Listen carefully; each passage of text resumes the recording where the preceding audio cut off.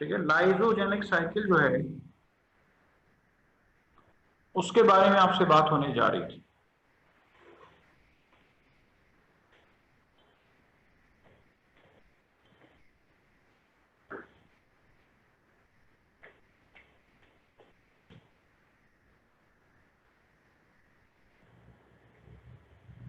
ठीक है, lysogenic cycle में आपको पता है कि ये वायरस आया,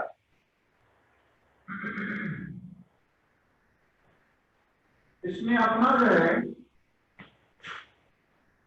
जीनोम इंजेक्ट किया। ठीक है, इसने अपना डीएनए इंजेक्ट किया इसके अंदर, बैक्टीरिया के अंदर।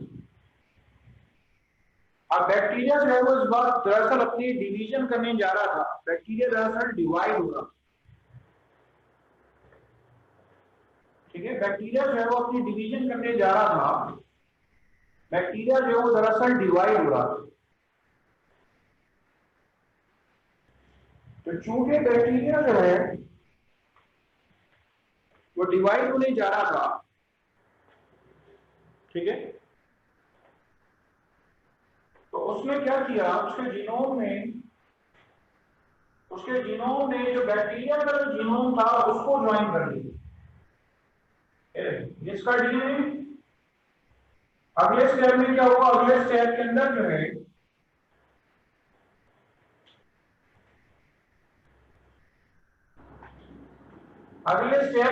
है इसके जीनोम ने इसको ज्वाइन कर लिया।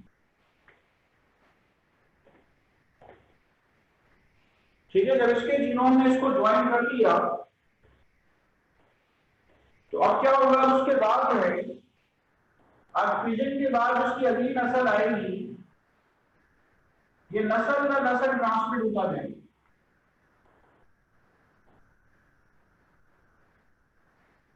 ठीक है, ये नस्ल का नस्ल जो है, ये नस्ल का नस्ल जो है ये आगे ट्रांसमिट होता चला जाएगा। जब ये नस्ल का नस्ल आगे ट्रांसमिट होता चला जाएगा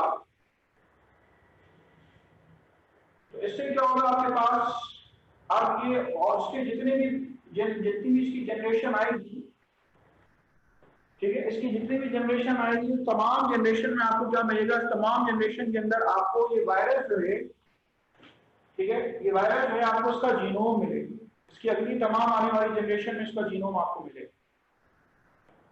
ठीक है, तो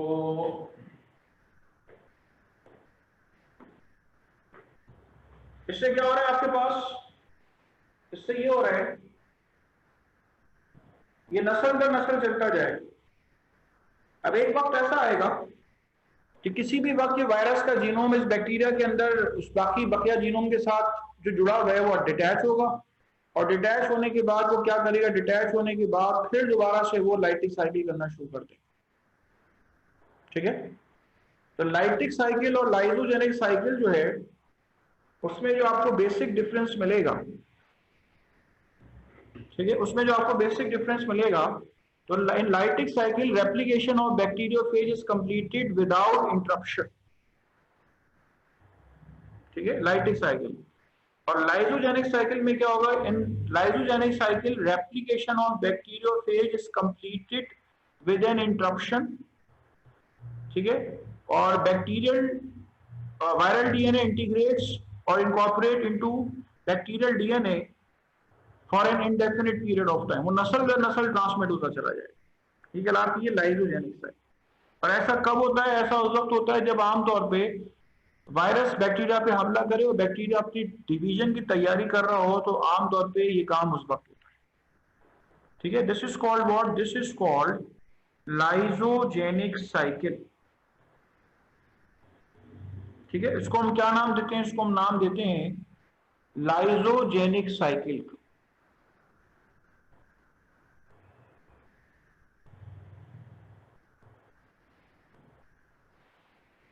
चलें, this is called what, this is called the lysogenic cycle. ठीक है,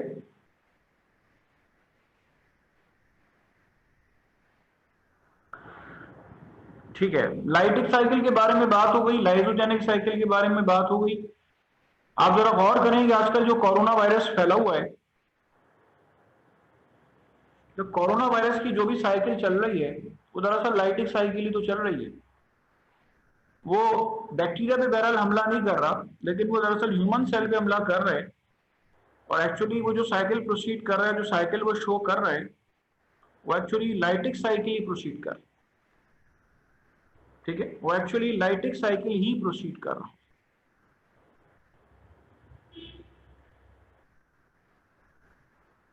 चलें, this is called what? This is called lytic and lysogenic cycle.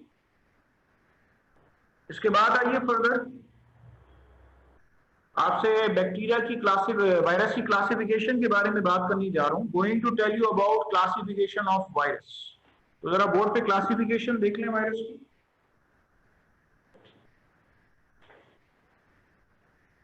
ये जो आपको बोर्ड पे डायग्राम नजर आ रही है, एक वक्त आएगा ये इससे डिटैच होगा, और डिटैच होने के बाद ही क्या करेगा, फिर दोबारा से लाइटिक साइकिल करने लग जाएगा। ठीक है, लेकिन जिस समय ये दाखिल हुआ था,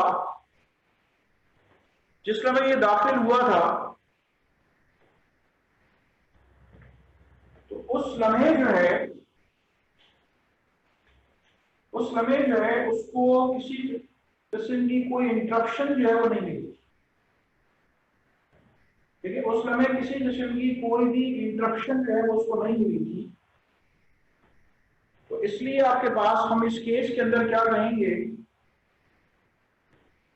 ठीक है, हम इस केस के अंदर यही कहेंगे कि वहां पे आपके पास किसी किस्म की कोई भी इंटरप्शन जो है वो आपको नहीं मिली। चलिए, next word is going to tell you about virus की क्लासिफिकेशन के बारे में आपसे बात करनी है।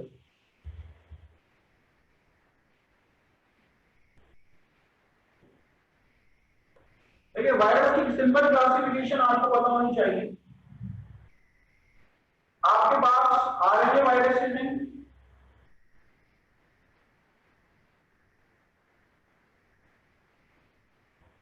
ठीक है, आपके पास आरएनए वायरसेस हैं और आपके पास डीएनए वायरसेस।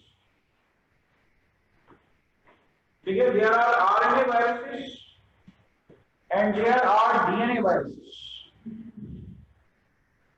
ठीक है, आरएनए वायरसेस हैं, डीएनए वायरसेस।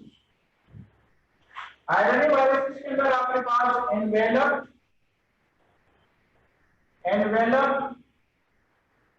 नॉन एनवेलप, ठीक है, एनवेलप है, नॉन एनवेलप है, और तीसरी टाइप आपको मिल रही है, वो आपको मिल रही है वायरवाइट्स।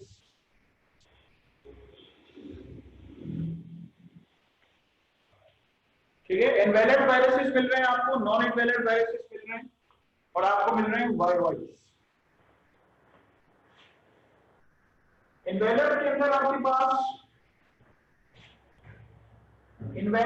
आपको मिलेंगे सिंगल स्ट्रैंडेड और डबल स्ट्रैंडेड। ये सिंगल स्ट्रैंडेड मिलेंगे आपको, डबल स्ट्रैंडेड मिलेंगे, दोनों के अंदर मिलेंगे सिंगल और डबल स्ट्रैंडेड। दुनिया में ज्यादातर जो है आरएनए वो सिंगल स्ट्रैंडेड होते हैं। ठीक है, दुनिया में जो ज्यादातर आरएनए होते हैं वो सिंगल स्ट्रैंडेड होते हैं। तो सिंगल स्ट्रैंडेड भी हो सकते हैं, डबल स्ट्रैंडेड भी हो सकते हैं। अब इसके अंदर आपको क्या मिलेगा, आपको मिलेगा प्लस स्ट्रैंड और minus strand, plus strand minus strand. अच्छा, वायरवाइट्स का पोर्शन कोने में लिखा हुआ है, तो मैं आपको ये पहले बता दूं, वायरवाइट क्या होता है, सिर्फ और सिर्फ आरएनए होता है। ठीक है, कोई आपसे कहे कि वायरवाइट क्या होता है, वायरवाइट में आमतौर पे वायरस के बारे में बात करूं तो वायरस के बाहर क्या मौजूद होता है, वायरस के बाहर कैप्सिड होता है, एनवेलप होता है। जरा मुलाहिजा करें कि देखें, आपके पास ये वायरस है, ये इसका कैप्सिड है। कैप्सिड के बाहर जो है, बाहर में एनवेलप होता है, बाहर में एनवेलप मौजूद नहीं होता। ठीक है, बाद में एनवेलप मौजूद होता है और बाद में एनवेलप मौजूद नहीं होता। उस लिहाज से हम क्लासिफाई करते हैं कि एनवेलप वायरसेस हैं, नॉन एनवेलप वायरस। अब अगर इसमें हम बात करें तो envelope virus, non envelope virus और वायरॉइड। वायरॉइड की खास बात ये है कि वायरॉइड भी एनवेलप भी नहीं होगा और कैप्चर्ड भी नहीं होगा। क्लासिफिकेशन अच्छे तरीके से समझने, आगे सब जगह पे काम आएगी। और आप सोचें आजकल सब जितने भी पूरा लॉकडाउन हुआ है पूरी दुनिया का, वो कोरोना वायरस के पीछे ही है। जिन लोगों को कोरोना वायरस की अवेयरनेस लेनी है, तो मैं आपको बता दूं, आप लैब डिजाइन करें, मेडिकल के लोग, जब तक वायरस का स्ट्रक्चर आपको नहीं पता होगा, आप ना कोई वैक्सीन बना सकते हैं, ना कोई और काम कर सकते हैं। आप कोई भी काम नहीं कर सकते जब तक आपको ये नहीं पता है डीएनए वायरस है, आरएनए वायरस। ठीक है, आप कुछ भी नहीं कर सकते कि जब तक आपको ये नहीं पता हो कि ये डीएनए वायरस है या आरएनए वायरस। ठीक है,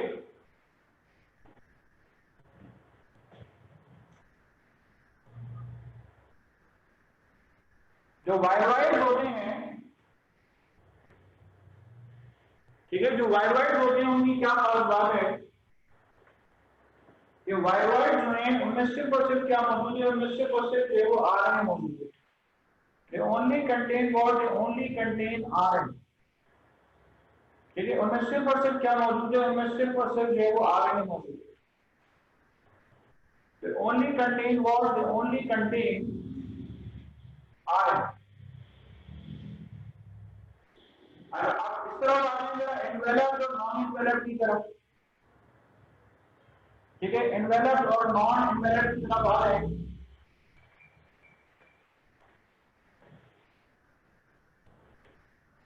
ये रहेंगे जो एनवेलप्ड वायरस हैं, इनमें आपको दो मोटी मोटी मिसालें दे रहा हूं। जो पॉजिटिव स्ट्रैंड वायरस है, ठीक है, जो प्लस स्ट्रैंड वायरस है, इसमें आपके पास आ जाता है एड्स। और जो माइनस स्ट्रैंड आ जाता है उसके अंदर आपके पास आ जाता है फ्लू, वायरस कॉजिंग फ्लू। ये दो बातें खासतौर पर याद रखें। AIDS positive strand, single stranded enveloped RNA virus है। फ्लू जो है वो minus strand, single strand enveloped RNA virus. आपसे कोई भी डबल स्ट्रैंड के बारे में नहीं पूछेगा, ना यहां पूछेगा ना यहां पूछेगा। और नॉन एनवेलप्ड के अंदर जो आपको एग्जांपल याद रखनी है, प्लस वाली, ठीक है, जो प्लस वाली आपको मिसाल जो है वो याद रखनी है, तो वो दरअसल आपके पास कौन सी है? This is virus causing polio. कोई आपसे पूछता है पोलियो वायरस कौन सा है, आप कहेंगे plus strand, single stranded, non enveloped RNA virus. आपको 25-30 एग्जाम्पल वायरस के लिए बता रहा हूं, मैंने आपको फिलहाल सिर्फ 3 मिसालें दी हैं, एड्स, फ्लू और पोलियो की, खासतौर पर आप याद। और बेटा मैंने आपसे कहा है कि आपको लास्ट टाइम बताया था, मैंने आप ही में से किसी से क्वेश्चन करवाया था कि जो पॉजिटिव आरएनए और नेगेटिव आरएनए उसमें क्या फर्क है। तो जो पॉजिटिव आरएनए वायरस होता है उसकी खास बात यह है कि वो जैसे ही बैक्टीरिया के अंदर दाखिल होगा फौरन क्या करेगा, फौरन ही वो ट्रांसलेशन शुरू करा।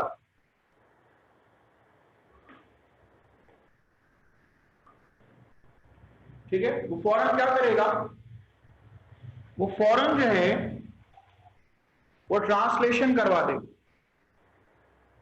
ठीक है, फौरन फौरन जो है वो ट्रांसलेशन शुरू करवा देगा। जो फौरन फौरन वो ट्रांसलेशन शुरू करवा देगा, ठीक है, तो इससे क्या होगा आपके पास, यानी कि वो डायरेक्टली बिहेव करते हैं मैसेंजर आरएनए के तौर पर, फौरन ट्रांसलेशन शुरू करा देते हैं। माइनस वाले के लिए खास बात यह है कि माइनस आरएनए, आरएनए से फिर आरएनए बनाएगा, रिवर्स आरएनए से आरएनए बनाएगा ट्रांसक्रिप्शन के जरिए। जब आरएनए से दोबारा आरएनए बनेगा ट्रांसक्रिप्शन के जरिए, तो फिर क्या होगा, फिर वो राइबोसोम पे जाएगा और फिर वो प्रोटीन सिंथेसिस वगैरह शुरू कराएगा। ठीक है, तो प्लस माइनस में आपके पास बेसिकली ये फर्क। तो the one is enveloped virus and the other is non-enveloped virus। ठीक है, एक आपके पास enveloped virus है और एक आपके पास जो है वो दरअसल non-enveloped virus, RNA वायरस।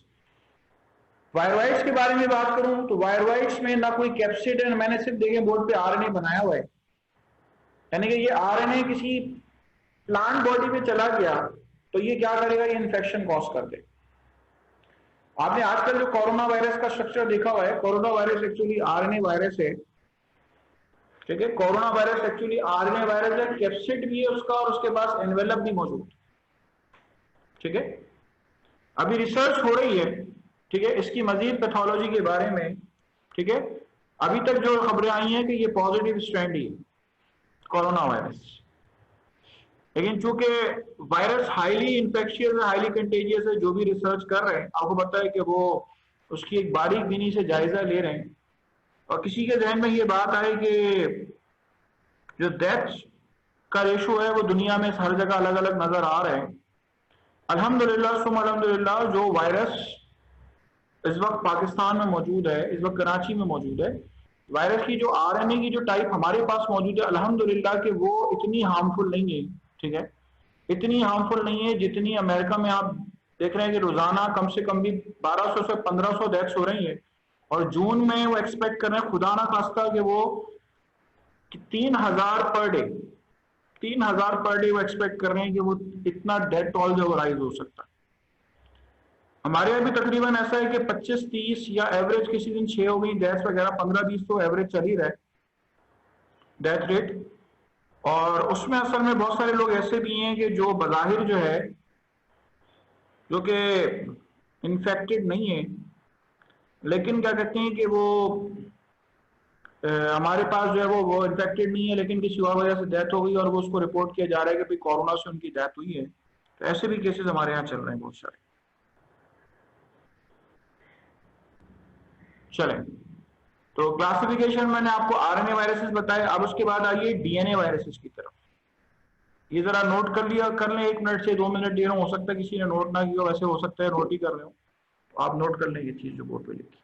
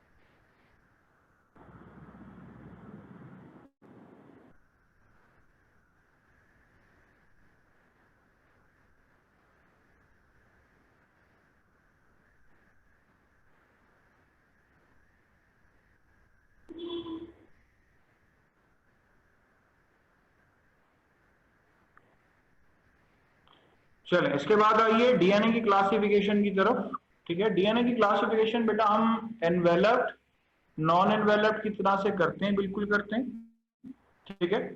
फिर अगेन उसके अंदर हम सिंगल स्टैंडर्ड डबल स्टैंडर्ड भी कर सकते हैं, लेकिन आपके कोर्स में इस हद तक नहीं है।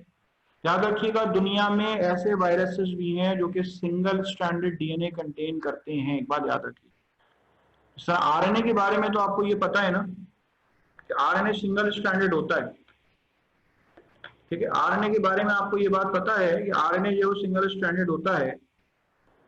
डीएनए के बारे में अगर बात की जाए तो डीएनए आपके पास डबल स्टैंडर्ड भी होती है और सिंगल स्टैंडर्ड भी होती है, ठीक है। डीएनए जो है वो सिंगल स्टैंडर्ड भी होता है और डबल स्टैंडर्ड भी होता है, ठीक है। लेकिन यहाँ पे हम डीएनए की जो क्लासिफिकेशन लिख रहे हैं वो हम लिख रहे हैं डीएनए के लिए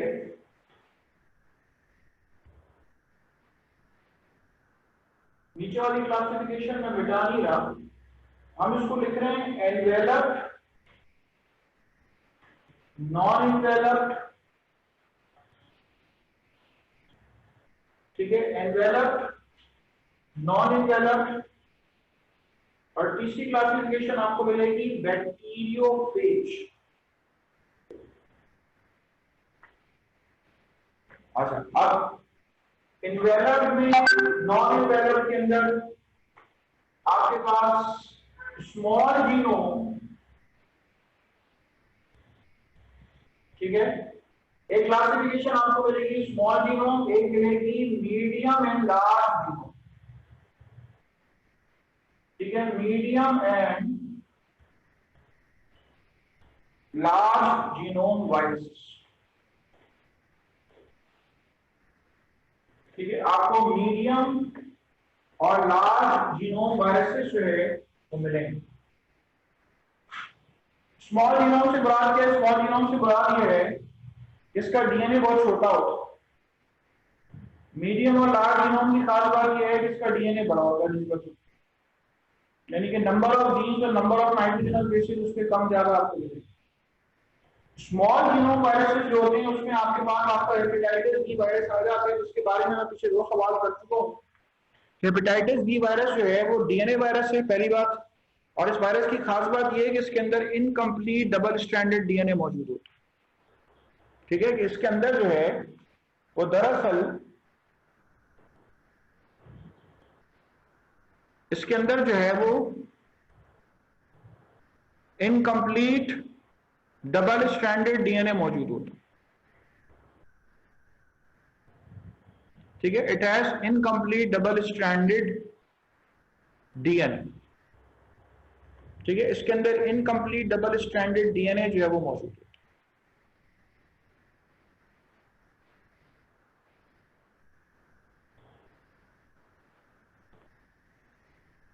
चलें,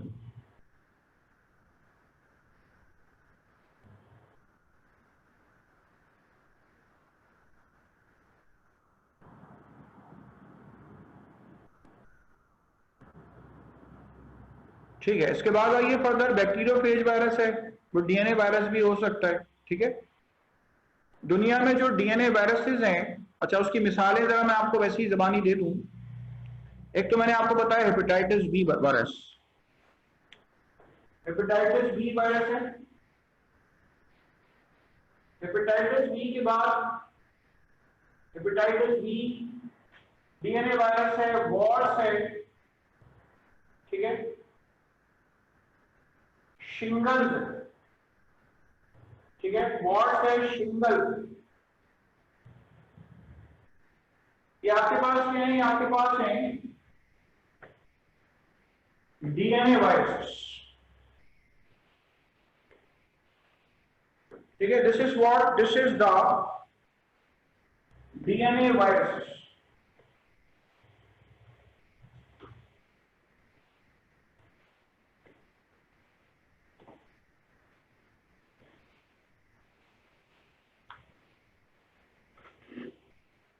चलें, तो ये क्लासिफिकेशन जो आपको मैंने अभी बताई है, क्लासिफिकेशन आपको पता होनी चाहिए। किसी के ध्यान में ये बात है कि सर हमने पॉजिटिव और नेगेटिव डीएनए पढ़ा हुआ है, आप पढ़ ही नहीं सकते। डीएनए के ऊपर सिर्फ चार्ज होते हैं, पॉजिटिव और नेगेटिव चार्ज, ठीक है। आपने से किसी ने भी पॉजिटिव डीएनए और नेगेटिव डीएनए अलग अलग नहीं पढ़ा होगा, ठीक है। आरएनए के अंदर पॉजिटिव और नेगेटिव इस वजह से है क्योंकि वो उसको कि वो डायरेक्टली ट्रांसलेशन में इन्वॉल्व हो जाए या पहले आरएनए बनाए फिर ट्रांसलेशन में इन्वॉल्व हो जाए, तो इसलिए आरएनए पॉजिटिव और नेगेटिव होती है। लेकिन डीएनए जो है वो आपके पास एज सच पॉजिटिव और नेगेटिव जो है वो नहीं होते, ठीक है। चलें, so this is what, this is the classification. Classification जो मैंने आपको इस वक्त बोर्ड पे बताई है ये क्लासिफिकेशन है, ठीक है। अच्छा, इस क्लासिफिकेशन में आप जरा गौर करें, हमने बीमारियां कितनी पढ़ ली वायरस, एक एड्स, एक फ्लू, एक पोलियो, ठीक है, हेपेटाइटिस बी, वॉर्स, शिंगल्स, इसके अलावा आरएनए वायरसेस में आपके पास मीजल्स भी हैं, वायरस कॉजिंग मीजल्स, मम्स, ठीक है, आरएनए की तरफ मैं लिख रहा हूं उसको, ठीक है, वायरस कॉजिंग मीजल्स, मम्स, इसके अलावा आपके पास जो चिकन पॉक्स का वायरस है वो भी आरएनए वायरस है, ठीक है, chicken pox virus RNA virus है। Virus causing cold RNA virus है,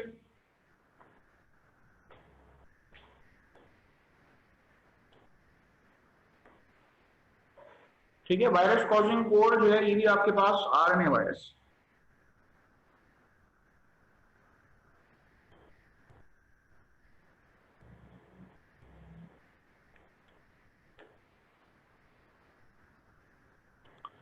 चले, दिस इज द क्लासिफिकेशन। इसके बाद आइए वायरस की क्लासिफिकेशन के बाद नेक्स्ट टू इट इज आपसे बात करूंगा वायरस के चैप्टर में ही। मैं सबसे पहले आपसे बात करूंगा एड्स वायरस की डिटेल्स के बारे में। ठीक है, going to tell you about some details about the AIDS virus. आप देखिए अभी तक ये कह रहे हैं कोरोना की जो है वो वैक्सीन जो है वो तैयार नहीं हो सकी। वैक्सीन तैयार करना आसान बात नहीं है, ठीक है, बड़ी इसमें रिसर्च चाहिए। आप ये भी तो गौर करेंगे, क्या एड्स की वैक्सीन तैयार हो गई है क्या? एड्स की वैक्सीन तैयार नहीं हो। आरएनए वायरस है, आरएनए वायरस जहां पर भी होती है ना वहां पे दुनिया में उसकी बहुत सारी सीरो टाइप्स होती है। अब अमेरिका में आजकल जितना डिजास्टर है तो कहते हैं कि जो कोरोना की जो सीरो टाइप वहां पे मौजूद है, this is different from our place. ठीक है, उसकी जो सीरो टाइप है, आरएनए सीरो टाइप है, वो डिफरेंट है और हमारे पास जो मौजूद है वो डिफरेंट। तो दोनों की जो सीरो टाइप्स है एक्चुअली उसके अंदर आपको फर्क मिलेगा। ठीक है, दोनों की जो सीरो टाइप्स है एक्चुअली उसमें आपको फर्क मिलेगा। तो इसलिए जो है वो हम क्लासिफाई कर रहे हैं कि कोरोना की वैक्सीन बनने में इसीलिए टाइम लगेगा। This is actually an RNA virus, उसकी सीरो टाइप्स बड़ी बहुत सारी एग्जिस्ट करती है। आप सबको हमने म्यूट किया हुआ है, किसी के जहन में ये भी बात होगी कि काश हम सर से ये पूछ सकते और हमें पूछने का मौका दिया जाता कि सर फला हमारा रिलेटिव जो है वो खुदा ना खास्ता पॉजिटिव आ गया, अब करना क्या है। लेकिन मैं आपको एक बार बताऊं, अल्हम्दुलिल्लाह क्या कहते हैं कि मैं इसमें कोरोना में सबसे ज्यादा तौर पे जो है वो लीड कर रहा हूँ। ठीक है, बीइंग अ डॉक्टर, अगर खुदा ना खास्ता किसी का बेटा पॉजिटिव रिजल्ट आ गया कोई मसला ही नहीं। सबसे पहले ये देखना है कि अगर कोई पॉजिटिव आ गया है तो खुदा ना खास्ता उसको शुगर हार्ट का मर्ज है वो और तो नहीं है। अगर ये मसले मसाइल हैं या कोई और कोई बीमारी तो नहीं है बड़ी सीवियर किस्म, उन लोगों को ज्यादा खतरा है। वरना मैं आपको बताऊं कि डेली इतने ज्यादा मरीज हम डील कर रहे हैं कि बाकायदा किसी कोई हॉस्पिटल ये कह रहा है कि हाँ इस मरीज को वेंटिलेटर पे डालना है और वो मरीज जो है वो वेंटिलेटर नीडेड है और उसको मैंने शिफ्ट करवाया किसी और हॉस्पिटल में। और मेरी अपनी सजेशन ये है कि नहीं, इसको वेंटिलेटर की फिल वक्त नीड नहीं है, इंशाल्लाह उम्मीद है आगे भी नीड नहीं होगी। और बड़े आराम से उसने अपना इंक्यूबेशन पीरियड 15 दिन का पूरा किया है, नेगेटिव आया है और 65 ईयर्स एज और क्या कहते हैं कि वो डायबिटिक हार्ट पेशेंट और लगा sugar as perfectly all right, कोई मसला ही नहीं। सबसे ज्यादा इसमें जो चीज लोग परेशान हो रहे हैं ना वो पैनिक हो रहे हैं कि अननेसेसरी जो है उसमें पैनिक हो रही है। अगर शॉर्टनेस ऑफ ब्रेथ है, सांस लेने में बहुत दुश्वारी हो रही है, तो मैंने पेशेंट्स को हॉस्पिटल में शिफ्ट करवाया है, एसआईयूटी और दूसरे हॉस्पिटल वगैरह में। लेकिन ये कि इन केस कि अगर पेशेंट जो है वो एसिम्टोमेटिक है तो उस पर तो मरीज घर में जल्दी सेहतयाब हो जाएगा। मेरे ऐसे मरीज हैं जो सिविल हॉस्पिटल में मौजूद हैं, जो क्या कहते हैं 40 दिन हो गए बेचारे और क्या कहते हैं कि वो वहां पे हॉस्पिटल में वायरल लोड बहुत ज्यादा होता है तो वो सही नहीं हो रहा है। क्यों? क्योंकि वायरस एक दूसरे बार बार उनको लग रहा है उनकी इम्यूनिटी जो है वो उसमें कम्बैट ही नहीं कर पा रही।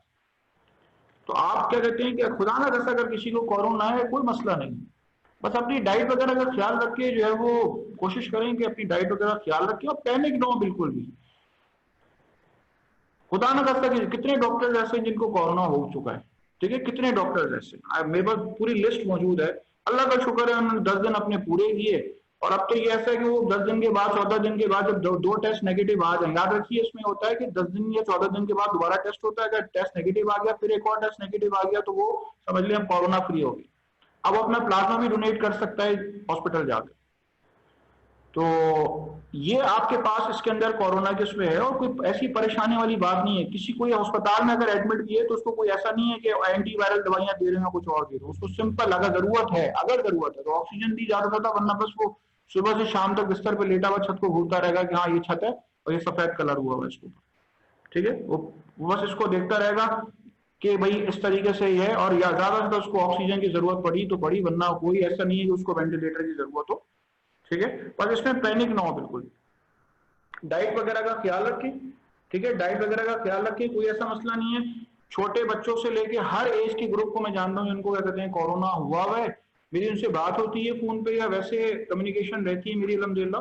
ठीक है, सजेशंस के लिहाज से। और अल्लाह का शुक्र है परफेक्टली ऑलरेडी। अभी तो आप सोचें कि अभी तकरीबन 2.5 महीना होने वाला है, ठीक है, आज तकरीबन 10 तारीख है, तो तकरीबन 3 महीने हो जाएंगे अभी 10 दिन के बाद कि ये कोरोना को डील करते हुए। अल्लाह का शुक्र है सारे पेशेंट सेहत याब हैं और परफेक्टली ऑलराइट। चूंकि आप लोगों से बात नहीं होती आप लोगों की, इसलिए पर टीवी को देखा कि हाँ भाई अमवातें हो रही हैं, जो डेथ्स हो रही हैं उनके रीजन अलग हैं, उनके कोमॉर्बिड्स अलग हैं, ठीक है, जो डेथ्स हो रही है उनके कोमॉर्बिड्स अलग हैं। कोमॉर्बिड्स वालों को सीरियसली लेने की जरूरत है, खासतौर पर अगर शॉर्टनेस ऑफ ब्रेथ नजर आ रही है, फीवर कंसिस्टेंटली नजर आ रहे, तो सीरियसली लिया जा सकता है। चले बहरहाल आगे बात कर रहे हैं। जो इसकी दूसरी क्लासिफिकेशन है, मुझे जरा ये बता दें, पैरामिक्सो वायरस जो है उसमें कौन कौन से वायरसेस आ जाते हैं?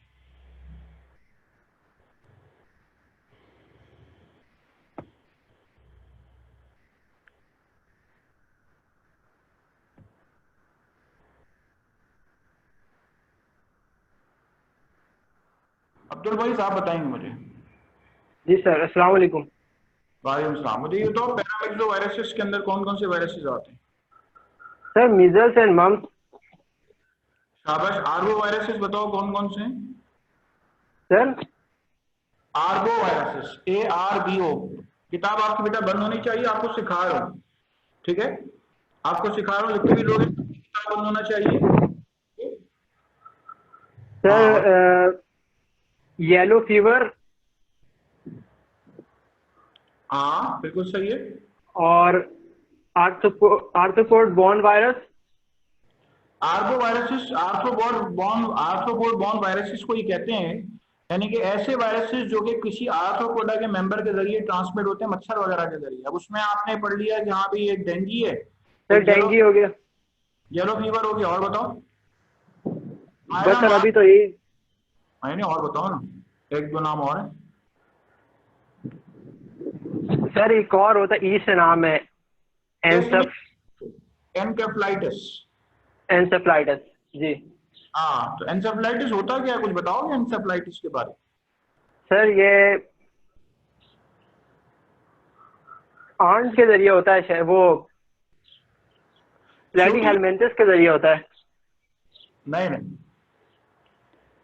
बेटा, ब्रेन का दूसरा नाम एनसेफ्लॉन है, ENCEPHALON, एनसेफ्लॉन, ठीक है, ब्रेन का दूसरा नाम है एनसेफ्लॉन, ENCEPHALON, एनसेफ्लॉन, ब्रेन का दूसरा नाम है। अगर ब्रेन का इंफेक्शन हो जाए, ठीक है, अगर ब्रेन का इंफेक्शन हो जाए तो हम इसको क्या नाम देते हैं? हम इसको नाम देते हैं एनसेफ्लाइटिस।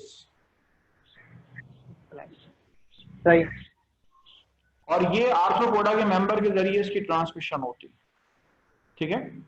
अच्छा, तो आपने मुझे आर्बो वायरसेस बता दिया, आपने मुझे पैरामिक्सो वायरसेस बता दिया, ठीक है। अच्छा ये बताओ, एड्स जो है वो किस वायरस के ग्रुप से बिलोंग करता है? एड्स। हाँ, एड्स, HIV वायरस है ना, एड्स का जो वायरस है वो ह्यूमन इम्यूनोडेफिशिएंसी वायरस है। ये जो एड्स वायरस है, ये इसका ग्रुप कौन सा है?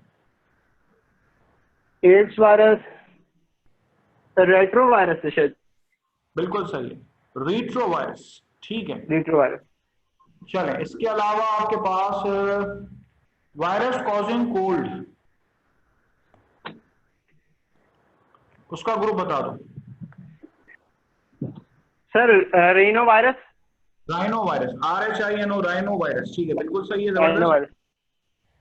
चलें, ये ग्रुप जो है बेटा आपको पता होने चाहिए, ठीक है, ये सारे पता होने चाहिए। मैं आगे कर रहा हूँ, इसमें चंद बातें आपसे कर रहा हूँ एड्स के हवाले से, ठीक है, आपसे चंद बातें कर रहा हूँ एड्स के हवाले से। देखें, वायरस के बारे में हर बात आपको पता होना चाहिए। आप जितनी भी इस वक्त पूरी दुनिया के को तमाम पूरी दुनिया को जो आप लॉकडाउन देख रहे हैं, ये एक छोटे से वायरस की वजह से, ठीक है। 17 मिली माइक्रोन से लेके 250 मिली माइक्रोन तक वायरस का साइज है, ठीक है। और ये इतना छोटा सा वायरस है कि आपके पास, इसमें सबसे इंपॉर्टेंट बात यह है कि जो भी रिसर्च हमें बताती है कि एक अगर कोरोना का मरीज जो है वो बात भी कर रहे हैं, ठीक है, उसको मास्क पहनने के लिए क्यों कहते हैं? उसको मास्क पहनने के लिए इसलिए कहते हैं कि अगर वो बात भी कर रहे हैं तो वायरस उसके बात करने के दौरान एनवायरमेंट में आ रहा है, ध्यान में रखिए। और वो इतना छोटा पार्टिकल है वायरस का कि वो जो फजा में पार्टिकल सस्पेंड हुए हुए हैं, तो ये एक एडिक्वेट टाइम पीरियड तक फजा में जो वो सस्पेंडेड रहता है। जो भी टेक्नीशियंस वगैरह सैंपलिंग करते हैं, या तो वो नोज से करते हैं या तो वो मुंह से करते हैं, उनको कहते हैं जिस वक्त तुम सैंपल करो तो उस वक्त जब तुम मरीज से करीब जा रहे हो तो सांस ना लो उस वक्त, ठीक है। उसको कहते हैं कि फॉर द वाइल, ओके। जो सैंपल वगैरह लेते हैं तो उनको बहुत थोड़ा सा टाइम लगता है सैंपल लेने, तो उनको एडवाइस किया जाता है कि आप उसके सामने सांस भी नहीं लेंगे जो जिसकी आप सैंपलिंग कर रहे हैं, क्योंकि वो वायरस आपको लगने का खतरा हो, ठीक है। वो वायरस जो है वो आपको लगने का खतरा हो सकता है। चले, तो वायरस असल में इतना छोटा पार्टिकल, ठीक है, इट इज टू स्मॉल। चलें, इसके बाद आपसे बात करने जा रहा हूं एड्स वायरस के बारे में, आपसे बात करने जा रहा हूं। सबसे पहले एड्स वायरस का जरा स्ट्रक्चर मुलाहिजा फरमाएं।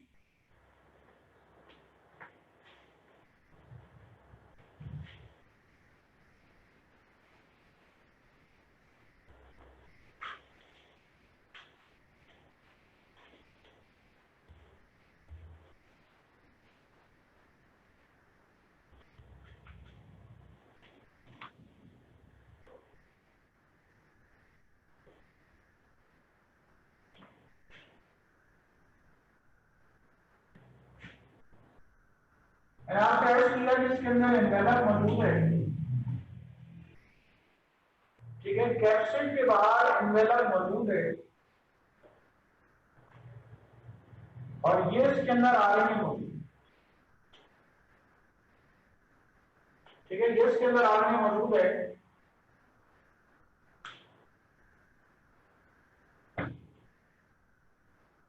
ये देखें, ये इसके अंदर आपके पास एंजाइम मौजूद है जिसका नाम है रिवर्स ट्रांसक्रिप्टेज, ठीक है। जो एंजाइम इसके अंदर मौजूद है वो एंजाइम आपके पास reverse transcriptase, reverse transcriptase enzyme मौजूद है। ये आरएनए मौजूद है, ठीक है। ये कैप्सिड है और ये इसका एनवेलप मौजूद है,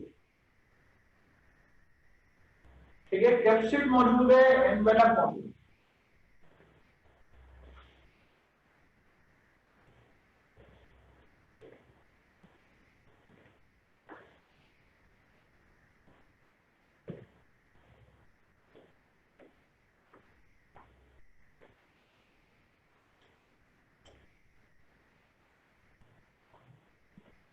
ठीक है, कैप्सिड मौजूद है, एनवेलप मौजूद है, रिवर्स ट्रांसक्रिप्टेज एंजाइम मौजूद है और आरएनए, ठीक है। ये जो एनवेलप है आपको पता है कि ये लिपिड का बना होता है, कैप्सिड जो है ये प्रोटीन का बना हुआ है, ठीक है। आरएनए जो आपको नजर आ रहा है ये सिंगल स्ट्रैंडेड आ रहा है, सिंगल स्ट्रैंडेड है, पॉजिटिव स्ट्रैंड आरएनए। अच्छा, कुछ प्राइवेट मेडिकल कॉलेजेस के टेस्ट के अंदर एक चीज उन्होंने पूछ ली थी, हालांकि आपके पास में नहीं है। ये जो एड्स वायरस मौजूद है इसकी सरफेस पे मौजूद होता है GP120 रिसेप्टर्स मौजूद है, ठीक है। ग्लाइकोप्रोटीन 120 के रिसेप्टर्स मौजूद है, ठीक है। This is actually GP120 glycoprotein, this is actually GP120 यानी कि ग्लाइकोप्रोटीन 120, ठीक है। तो सबसे पहले तो आप एड्स वायरस को नोट डाउन कर लें, फिर मैं आगे बात करता हूँ उसकी पैथोलॉजी बताता हूँ।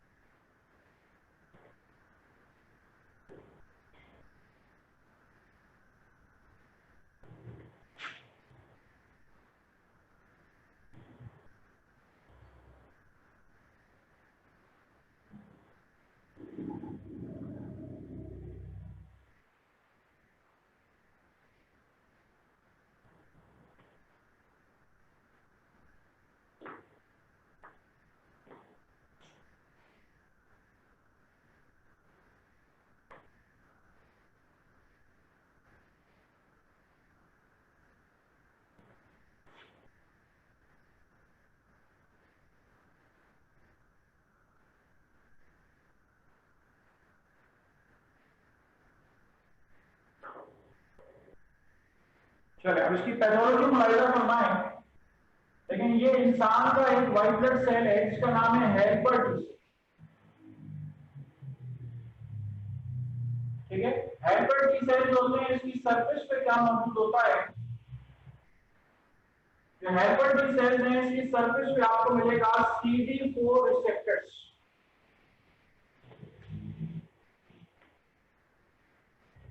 ठीक है, हेल्पर टी सेल जो होते हैं उनकी सरफेस पे होता है CD4 रिसेप्टर्स मौजूद होते हैं।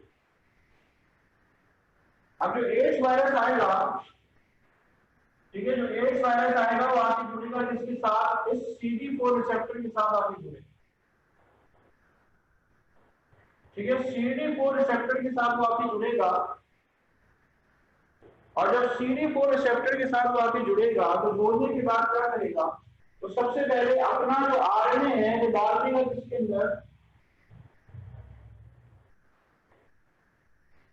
अपना जो उसका RNA है वो डाल देगा इस हेल्पर टी सेल के। अब हेल्पर टी सेल के अंदर डाल देगा तो इसके बाद क्या होगा, इसके बाद ये होगा कि RNA डालने के बाद जो एंजाइम आपको नजर आ रहा है, एंजाइम का नाम है रिवर्स ट्रांसक्रिप्टेस।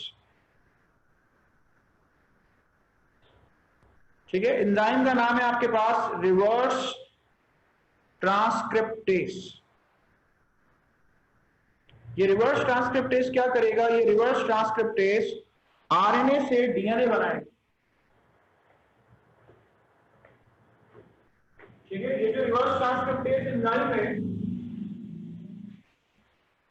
ये क्या करेगा, ये RNA से DNA बनाएगा।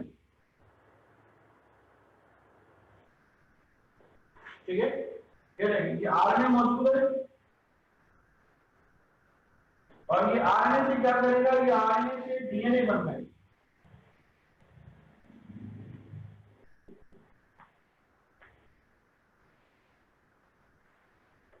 जब ये RNA से DNA बन जाएगा तो वो DNA क्या होगा, वो इस हेल्पर टी सेल के अंदर, ठीक है, वो क्या होगा, वो उस हेल्पर टी सेल के अंदर ये DNA जो है वो शामिल हो जाएगा। ठीक है, हेल्पर टी सेल के अंदर वो DNA जो है वो शामिल हो जाएगा। जब हेल्पर टी सेल के अंदर ये DNA शामिल हो जाएगा तो अब क्या होगा कि इस हेल्पर टी सेल के अंदर जो है एड्स वायरस बनाने की आप समझ लें फैक्ट्री लग जाएगी। ठीक है, इस हेल्पर टी सेल के अंदर एड्स वायरस के बनाने की फैक्ट्री लग जाएगी। और अब ये हेल्पर टी सेल क्या करेगा, हेल्पर टी सेल के अंदर बहुत सारे एड्स वायरस बने। ठीक है, बहुत सारे एड्स वायरस बनेंगे और वो उसमें से निकल के बाहर आते हैं। ठीक है, उससे क्या होगा आपके पास, वो उसमें से निकलकर जो है वो बाहर आते रहेंगे। ठीक है, और जब उसमें से निकल के बाहर आएंगे तो वो क्या करेंगे, वो फिर मजीद हेल्पर टी सेल्स पे हमला होगा और जरा और करेंगे, उन्होंने असल कब्जा किसके ऊपर कर लिया, हेल्पर टी सेल्स पे कर लिया। आपकी प्रायर नॉलेज होनी चाहिए कि हेल्पर टी सेल्स पे जब वो हमला करेगा तो हेल्पर टी सेल्स आपको पता है तमाम व्हाइट ब्लड सेल्स की वर्किंग को कंट्रोल करती है, यानी कि यही आपके पास दूसरे टी लिम्फोसाइट्स को कंट्रोल करता है, यही आपके पास ग्रेन्युलोसाइट्स को कंट्रोल करता है। ठीक है, यही आपके दूसरे जो होंगे, ठीक है, यही आपके जो दूसरे जो व्हाइट ब्लड सेल्स होंगे ये उसकी वर्किंग को जो है वो कंट्रोल करता है। ठीक है, तो इससे क्या होता है आपके पास, इससे होगा ये कि अब यहाँ पे एड्स वायरस के बनाने की फैक्ट्री लग गई।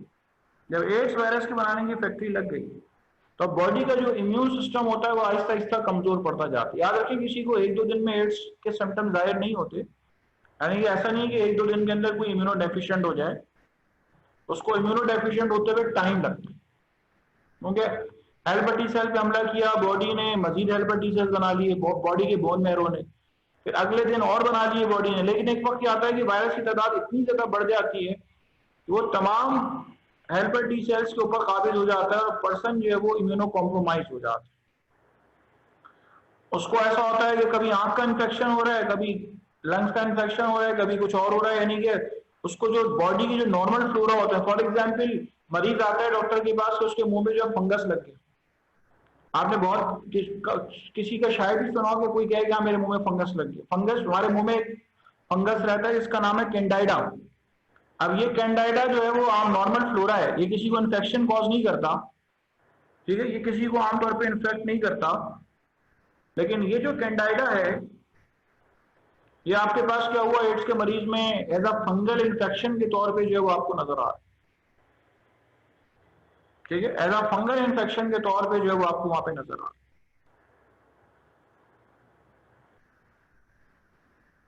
चलें, सो दिस इज व्हाट क्या कहते हैं कि आपके पास इस तरीके से, ठीक है, इस तरीके से आपके पास जो है वो आपको सारी चीजें मिलेंगी, ठीक है। अच्छा, अब इसके अंदर मजीद चंद बातें सुन लेंगे। जो एड्स के मरीज हैं उनमें कैंसर मिलता है, स्किन कैंसर इसको कहते हैं कैपोजी सार्कोमा, KAPOSI, कैपोजी सार्कोमा, जिसके बारे में मैंने आपसे क्वेश्चन भी किया, ठीक है। और एड्स के बारे में आपको क्या जानने की जरूरत है, ठीक है। एड्स के सिम्टम्स में कुछ भी आ सकता है, मतलब ऐसा खांसी, नजला, बुखार कुछ भी हो सकता है, ठीक है, लिम्फ नोड्स की एनलार्जमेंट मिल सकती है। जब तक कि वो कंफर्म ना कराएं, ठीक है, जब तक कि टेस्ट ना कराएं एड्स का, उस वक्त तक ये कंफर्म नहीं होता कि आइदर इस पर्सन को जो है वो एड्स है कि नहीं, ठीक है, आइदर इस पर्सन को एड्स है कि नहीं है, जब तक कि आप जो है वो उसको कंटेस्ट ना कराएंगे। चले, एड्स के बारे में बात हो गई है, कुछ नोट करना है कर लें। दोबारा सुनने गौर से कि जो एड्स की सरफेस पे वायरस GP120 मौजूद है, ये GP120 हेल्पर टी सेल के CD4 से कंबाइन होता है और ये क्या करता है, अपना RNA और अपना रिवर्स ट्रांसक्रिप्टेज एंजाइम जो है वो हेल्पर टी सेल में डाल देता है। जब हेल्पर टी सेल के अंदर डाल देगा तो इससे क्या होगा, अब सबसे पहले वो अपने रिवर्स ट्रांसक्रिप्टेज एंजाइम की मदद से RNA से DNA बनवाता है। वो DNA जो है वो हेल्पर टी सेल के अंदर DNA में शामिल हो जाता है, हेल्पर टी सेल के DNA में शामिल हो जाएगा। तो अब इससे क्या होगा कि वो हेल्पर टी सेल जो है वो एड्स वायरस बनाने की फैक्ट्री नजर आ रही है, ठीक है, फैक्ट्री नजर आ रही है कि वो फैक्ट्री आपके पास लग गई है वहां पे। और उसके बाद क्या होगा, उसके बाद आपके पास अब वहां पे जो है वो हेल्पर टी सेल्स के अंदर बनते रहेंगे एड्स वायरस, निकल के बाहर आते रहेंगे और मजीद और दूसरे हेल्पर टी सेल्स को इन्फेक्ट करते रहेंगे, ठीक है। चले, इतना नोट कर लें, फिर आगे बात करते हैं। ये सवाल किसी ने पूछना है तो पूछ लें। अभी इसके अंदर वायरस में हेपेटाइटिस बी वाली बातें करनी है आपसे। और सबसे पहली बात तो ये कि वायरस को ओवरऑल पूरी दुनिया इस वक्त वायरस की नजर है, ठीक है, पूरी दुनिया इस वक्त एक वायरस की नजर है। तो मैं समझता हूं कि वायरस के बारे में जो भी छोटी बहुत मोटी नो हाउ है वो आपको होनी चाहिए, ठीक है, जो भी छोटी मोटी नो हाउ है वो होनी चाहिए। आप इससे जो अक्सर कहा जा रहा है कि यहाँ अल्कोहल जो है वो जो ऐसे सैनिटाइजर जिसमें अल्कोहल ज्यादा है, तो वो दरअसल आपके पास ज्यादा इफेक्टिव है। तो हर एक चीज का रीजन है कि बाहर इसके एनवेलप मौजूद है, एनवेलप लिपिड एनवेलप है, आपको पता है अल्कोहल लिपिड्स को आसानी क्रॉस कर लेता है। तो इसीलिए सैनिटाइजर्स वगैरह जो यूज करने के लिए कह रहे हैं, आमतौर पर जो भी सोप्स वगैरह हैं वो लिपिड को क्रॉस कर लेते हैं, तो इससे ये होता है कि वो आपके पास उसको खत्म कर देते हैं अल्टीमेटली। सबको पता है कि वायरस सांस नहीं ले सकता,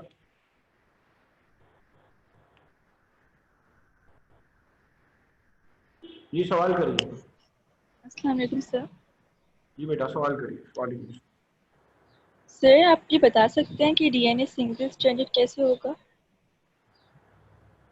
बेटा डीएनए सिंगल स्ट्रैंडेड बस तरह से होगा कि एडेनिन, गुआनिन, साइटोसिन और थाइमिन बेस बस आपस में जुड़ी हुई होगी।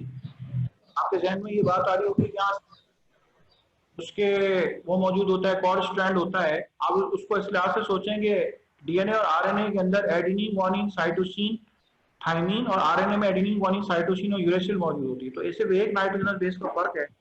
अगर मैं डीएनए वाली जो 4 नाइट्रोजनस बेस हैं उनको अगर एक सिंगल स्ट्रैंड में जोड़ दूं तो वो डीएनए कहलाएगा।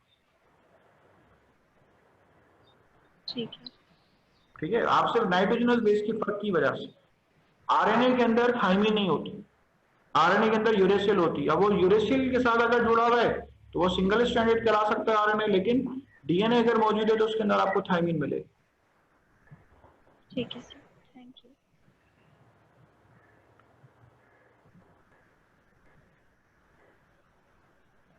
अच्छा बेटा, ये किसने सवाल किया था? और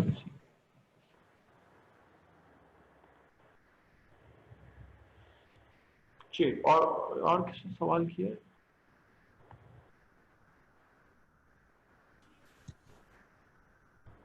सर मतलब सिंगल स्टैंडर्ड डीएनए तो अगर है, लेकिन कॉम्प्लीमेंट्री बेसिस जब मिलेंगी उसे तो वो डबल स्टैंडर्ड भी तो फॉर्म कर सकता है। अस्सलाम वालेकुम। अ, खुदावन करीम से नेक मतलब चाहते हैं। ठीक है, ठीक है। हाँ, आप सवाल करिए सर। मैं बिल्कुल, और मेरे ख्याल से बाहर चौकीदार तक आवाज जा रही है।